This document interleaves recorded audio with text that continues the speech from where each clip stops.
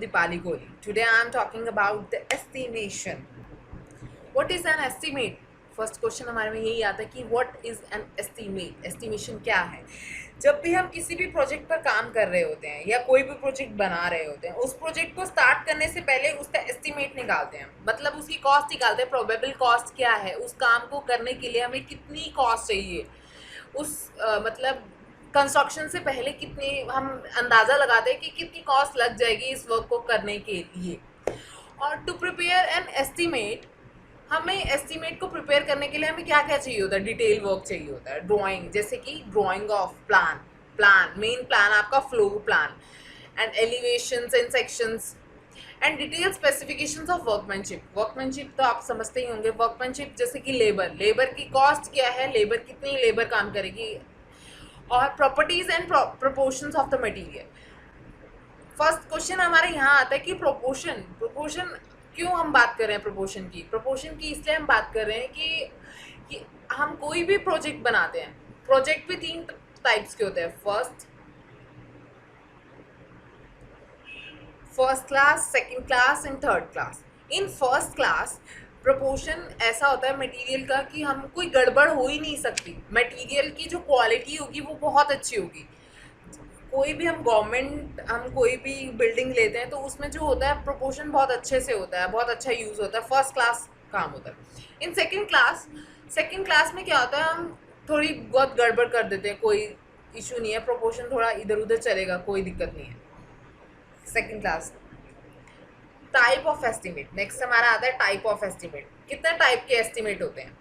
Approximate estimate, rough estimate, detail estimate, quantity estimate, revise estimate, annual repair estimate, supplementary estimate, extension and improvement estimate. First हम बात करते हैं कि rough estimate. वैसे तो हमें ये दो एस्टिमेट ऐसे हैं, टाइप ऑफ एस्टिमेट हैं, जो कि बिल्कुल आते हैं, बहुत ही इंपॉर्टेंट है, rough estimate and detail estimate.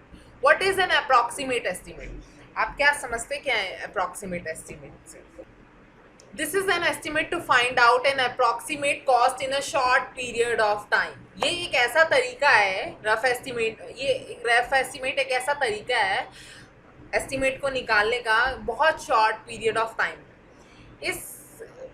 इससे क्या होता है कि ये एक हमें आइडिया दे देता है कि कैसे कैसे हम बहुत जल्दी से कैसे हम सबसे पहले कोई भी प्रोजेक्ट करते हैं तो हम पहले रफ एस्टिमेट ही निकालते हैं।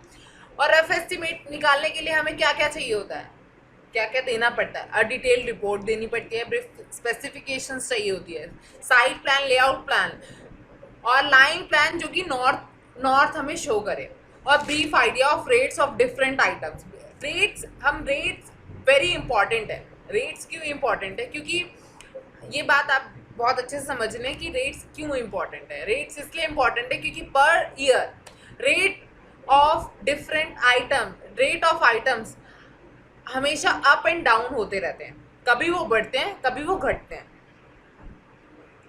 ये पूरा था अप्रॉक्सीमेट एस्टिमेट को भी निकालने के लिए 3 डिफरेंट टाइप्स हैं कि रफ एस्टिमेट को कैसे निकाला जाता है। प्लिंथ एरिया एस्टिमेशंस के द्वारा, क्यूबिक कंटेंट्स एस्टिमेट के द्वारा एंड टिपिकल बे एस्टिमेट के द्वारा। ये 3 चीज़ें क्या हैं? What do you understand by the plinth area? Do you know about the plinth area? Plinth area is the covered build-up area of building in which wall columns are included if the total area of building is building excluding opening। मतलब कि simple मतलब है कि plinth area उस area को कहेंगे जो कि जिसके ऊपर छत है। जिसके ऊपर छत नहीं है, जैसे कि शाफ्ट, वो हमारा प्लिंथ एरिया में कैलकुलेट ही नहीं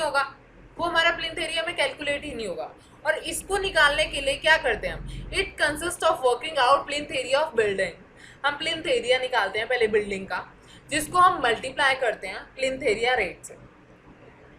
पहले हम प्लिंथ एरिया निकाल लेंगे। आपको समझ आ गया प्लिंथ एरिया क्या है?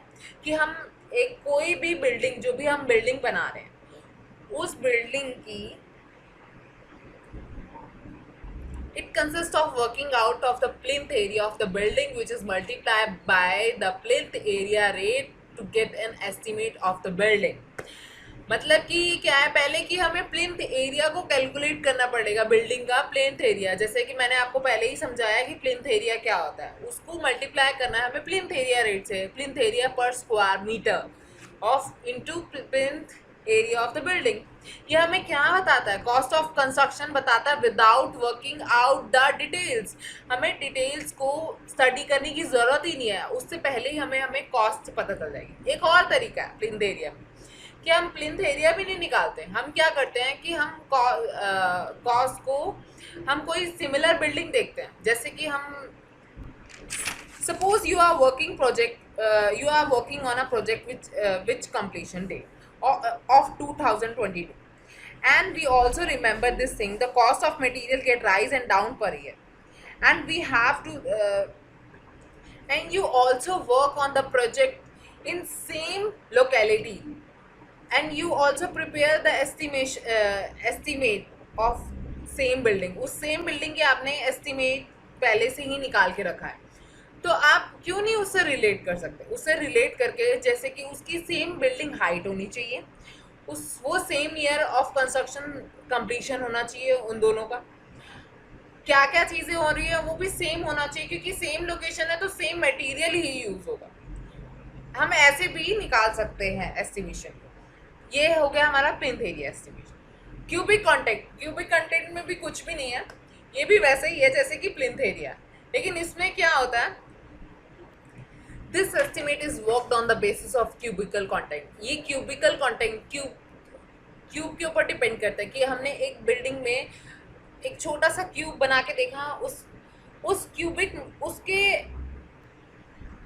क्यूब के हिसाब से हम रेट लगाते हैं, जैसे कि हमने एक क्यूब बना लिया, उस एक क्यूब पे कितना पर क्यूबिक, उस एक क्यूब पे कितना पैसा लगा है या कितना खर्च हुआ है, कितना मटेरियल लगा है, क्या क्या लगा है, उसको हम plinth area of building and height from the top of the floor of the top floor and the bottom, उसको इनटू क्यूबिक कंटेंट रेट से मल्टीप्लाई कर देते हैं, तो हमारा रेट आ जाता है कि कितना कॉस्ट लगेगा हमारा, वो आ जाता है। इसमें हमें क्या क्या ज़रूरत होती है, अब ब्रीफ रिपोर्ट चाहिए होती है, लाइन प्लान ऑफ बिल्डिंग का चाहिए होता है, ब्रीफ स्पेसिफिकेशन चाहिए होती है, line plan of building which cubic content rate is consider.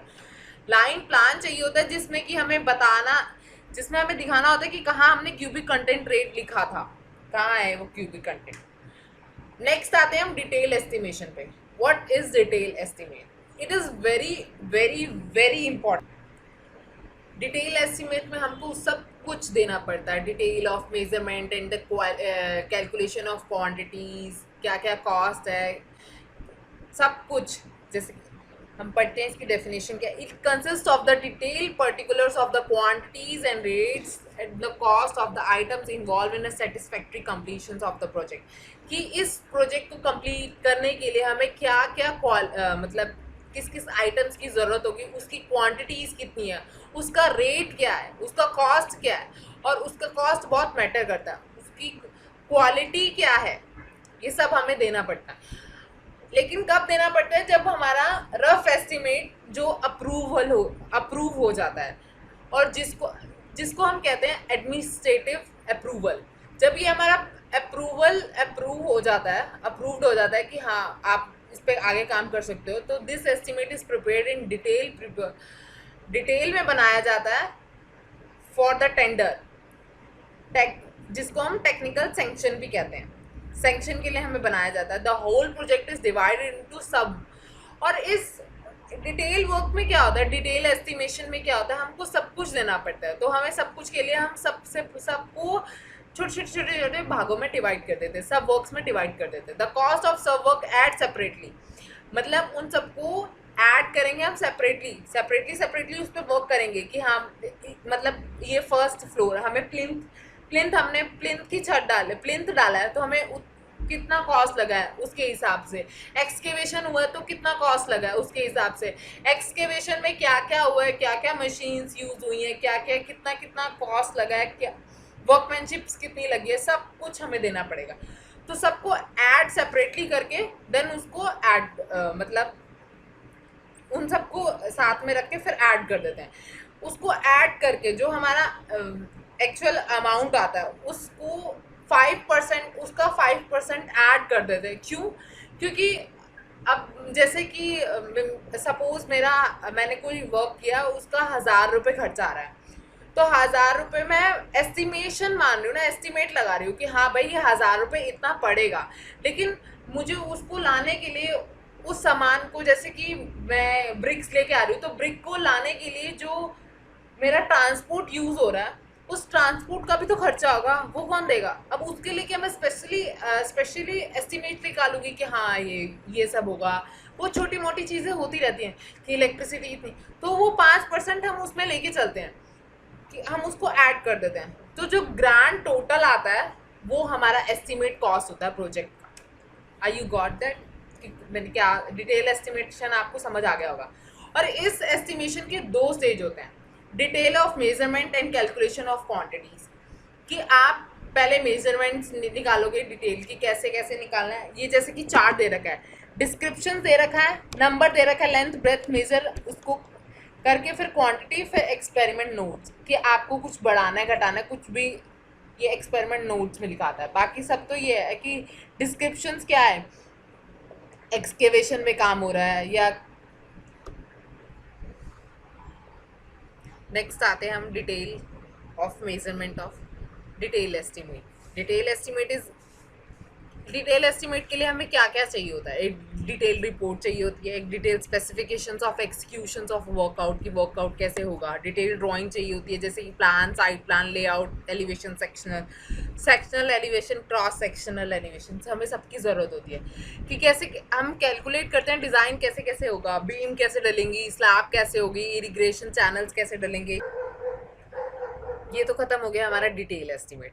What is next topic आता है हमारा quality estimate. What is an quality estimate? ये complete estimate, this is the complete estimate of quantities of all items of work required to complete an project के लिए कौन कौन सी quantities, कितनी कितनी क्वांटिटीज़ आइटम्स ऑफ वर्क की क्या क्या ज़रूरत पड़ेगा, आइटम्स क्या क्या चाहिए वर्क के लिए, कितनी क्वांटिटी चाहिए उस वर्क को कंप्लीट करने के लिए, वो सब होता है। The quantity of individual items of work is calculate from respectively dimensions के द्वारा हम इसे कैलकुलेट करते हैं on the drawing. The cost of each individual items, एक इंडिविजुअल आइटम्स का कॉस्ट निकालने के लिए हम क्या करते हैं? Multiply of quantity with rate per unit of item. Rate per unit item से उस